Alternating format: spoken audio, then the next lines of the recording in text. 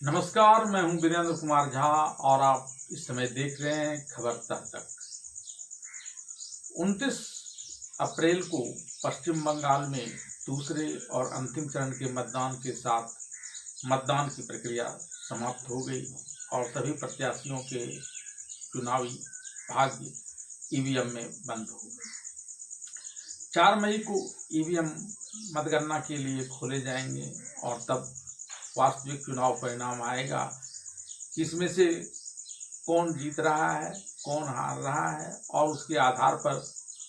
TMC को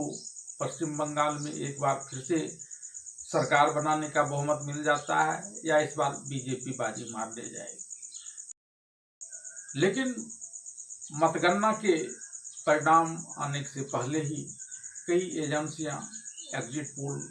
करने में जुट गई हैं और उसमें से ज़्यादातर एजेंसियां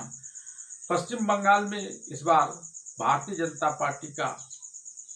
बहुमत होता हुआ दिखा रहा है, तो वहीं कुछ एजेंसियां टीएमसी को भी दोबारा चौथी बार वहां ममता बनर्जी की सरकार को बनते हुए दिखा रही है। हालांकि भारतीय जनता पार्टी और टीएमसी दोनों के नेता इस बात को लेकर दावे कर रहे हैं कि उनके ही पक्ष में जनादेश आने वाला है और 4 मई को चुनाव परिणाम उनके पक्ष में आएंगे और उसके बाद ये सरकार बनाएंगे। इसके अलावा उनके विपक्ष में जो भी बातें एग्जिट पोल में कही जा रही हैं वो सारी गलत हैं और इनके जो आंतरिक सूत्र बता रहे हैं और जिसके आधार पर ये पश्चिम बंगाल में अपनी सरकार बनाने का दावा कर रहे हैं वही सही। लेकिन यह तो तब होगा। अब सवाल यह उठता है कि पश्चिम बंगाल में अगर ममता बनर्जी की सरकार चौथी बार बनने में सफल हो जाती है तब तो कोई बात नहीं, लेकिन अगर बीजेपी की सरकार पश्चिम बंगाल में बन जाती है तो ममता बनर्जी स्थिर नहीं बैठेंगी और वे इस चुनाव को लेकर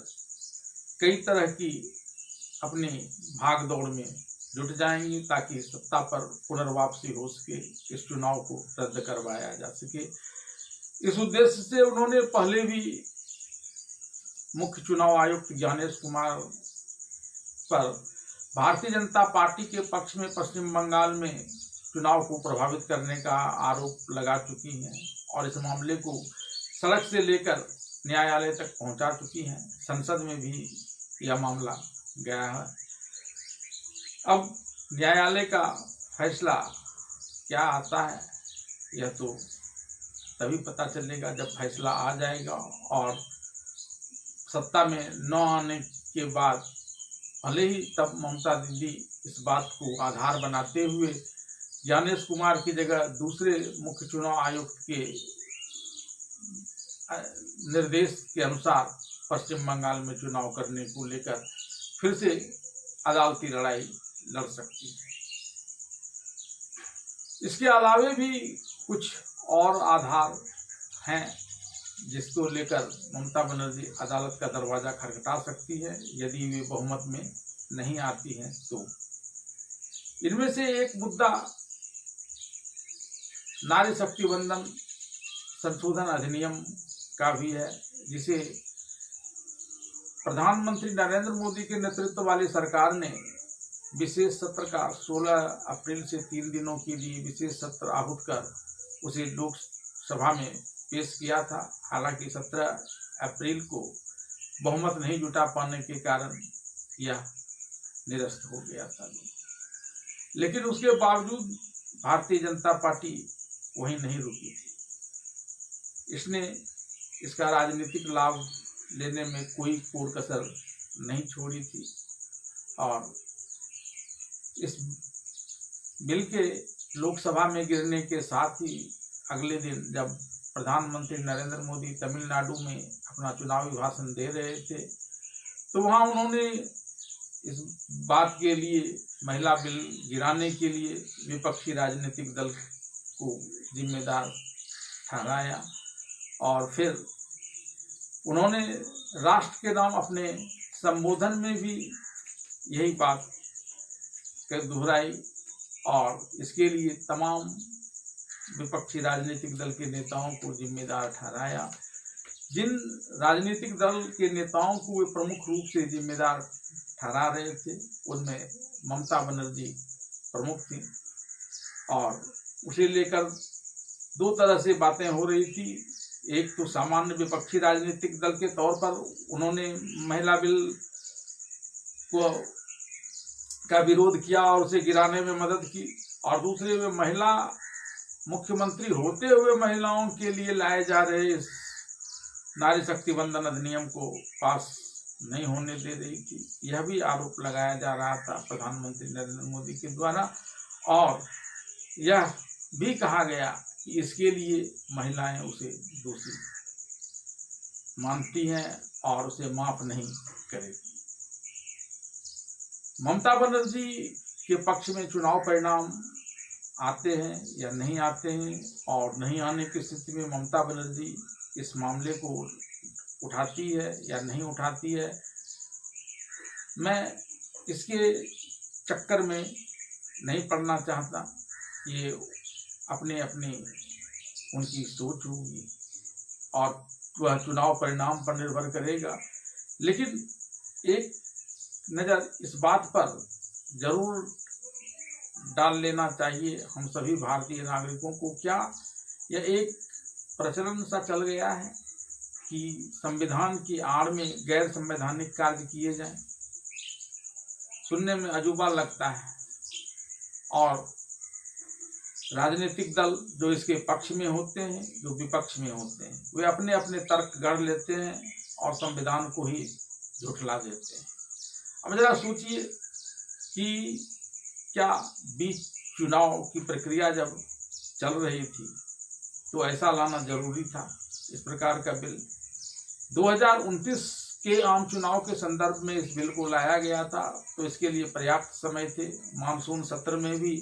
जिस समय कोई चुनाव नहीं होना है, तब भी इसे लाया जा सकता था, लेकिन लाया गया।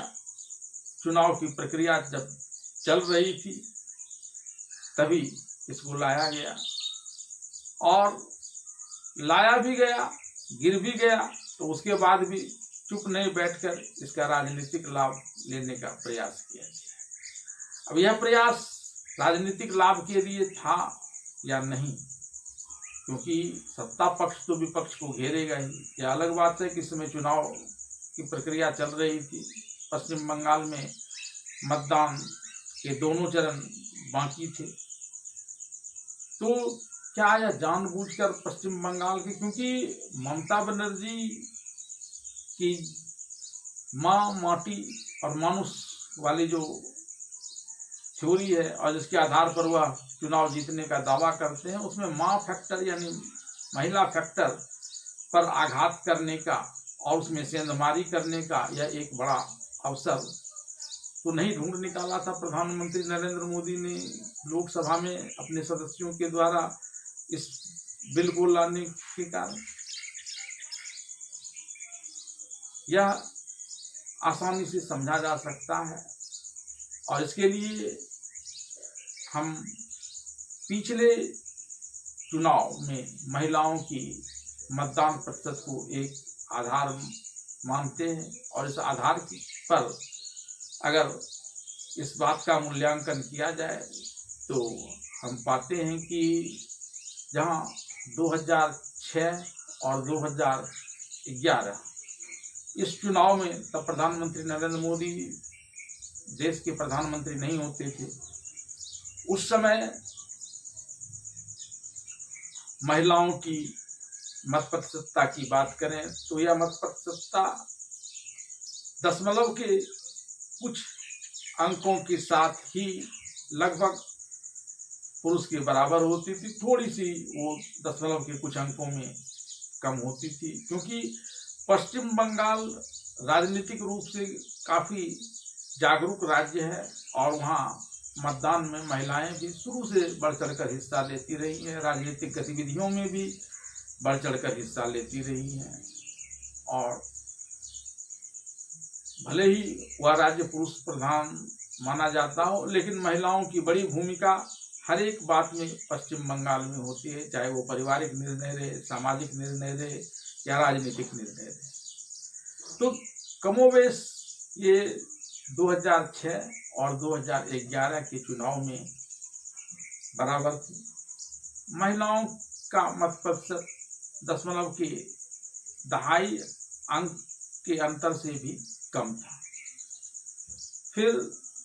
2016 का चुनाव आया और 2016 के चुनाव में तब प्रधानमंत्री नरेंद्र मोदी देश के प्रधानमंत्री के रूप में विराजमान हो गए थे, लेकिन और बहुत जोर शोर से चुनाव प्रचार किया करते थे पश्चिम बंगाल में। लेकिन 2016 ईस्वी के चुनाव में भी मतदान में महिलाओं और पुरुषों का लगभग बराबर मतदान हुआ था और 2021 में कुछ हल्की बढ़त महिलाओं ने ली थी, वह भी 0.2 अंक से कम ही था। लेकिन 2026 ईस्वी में जब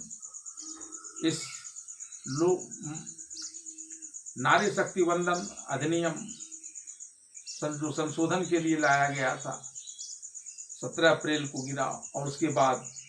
23 अप्रैल और 29 अप्रैल को पश्चिम बंगाल के चुनाव हुए, तो यहाँ महिलाओं की स्पष्ट बढ़त देखी गई। इस बार के मतदान में महिलाओं का पुरुषों पर 2% या उससे कुछ ज़्यादा ही बढ़त चुनाव आयोग के आंकड़े के अनुसार मिल रहा है। अब इस आधार पर आगे क्या निर्णय होता है, ममता बनर्जी अदालत जाती हैं नहीं जाती हैं, चुनाव में उन्हें बहुमत आता है नहीं आता है, इससे इतर इसको इफ और बट के आधार पर देखें क्या ममता बनर्जी के पास ऐसा अधिकार है जो वो इस दावे को लेकर अदालत में जा सकती हैं, सुप्रीम कोर्ट का दरवाजा खटखटा सकती हैं। बेशक उनके पास यह अधिकार है, क्योंकि वे इस बात को गैर संवैधानिक और राजनीतिक रूप से लाभ लेने का प्रयास भारतीय जनता पार्टी के द्वारा किया जाना मानती है। तो इस आधार पर वे सुप्रीम कोर्ट में संवैधानिक चुनौती दे सकती है और उनके लिए यह बात प्रमाण करने का एक अवसर भी चुनाव आयोग में दे सकता है, क्योंकि ये आंकड़े जारी हो चुके हैं। इसके अलावा सुप्रीम कोर्ट में नारी शक्ति वंदन संशोधन अधिनियम से जुड़े हुए कुछ मामले पहले से भी चल रहे हैं। ममता बनर्जी चाहें तो इसमें हस्तक्षेप याचिका दायर कर सकती है और अपने जो इस आधार पर अगर उन्हें पश्चिम बंगाल के चुनाव में इस बार बहुमत नहीं आता है तो सत्ता में पुनर्वापसी का खेल खेलने के लिए वे अदालत का दरवाजा खटखटा सकती हैं हस्तक्षेप याचिका के माध्यम से और संवैधानिक चुनौती